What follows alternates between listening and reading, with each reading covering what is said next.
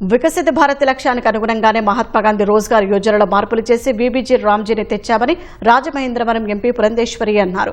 కాలానుగుణంగా చట్టాల్లో మార్పులు అవసరమన్న ఆమె గత చట్టంలో ఉన్న లోపాలను సరిచేశామన్నారు.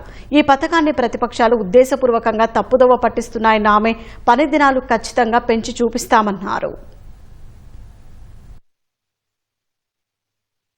నరేంద్ర మోడీ గారు వికసిత్ భారత్ 2047 సంవత్సరానికల్లా అభివృద్ధి చెందినటువంటి భారతదేశాన్ని సాధించాలి అని చెప్పి ఒక లక్ష్యాన్ని నిర్దేశించుకోవడం జరిగింది. వికసిత్ భారత్ అంటే ఏదో కేవలం డబ్బు రూపేణా లేకపోతే జాతీయ స్థూలోత్పత్తిలో మనం ముందుకు వెళ్ళటం లేకపోతే ప్రగతి సాధించడం మాత్రమే కాదు. నిజమైనటువంటి కార్యక్రమాలు ఏవైతే లబ్ధిదారుల కోసం కేంద్ర ప్రభుత్వం పథకాలు ప్రవేశపెడుతుందో ఆ లబ్ధి నిజమైనటువంటి అర్హులకి అందినప్పుడే వికసిత్ భారత్ మనం కైవసం చేసుకోగలుగుతామని నరేంద్ర మోడీ గారు అనేక సందర్భాల్లో చెప్పారు.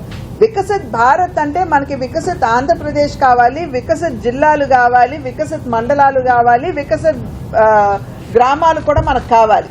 కనుక వికసిత్ భారత్ 2047 సాధించాలి అనంటే వికసిత్ అంటే అభివృద్ధి చెందినటువంటి గ్రామాలు కూడా చాలా చాలా అవసరం.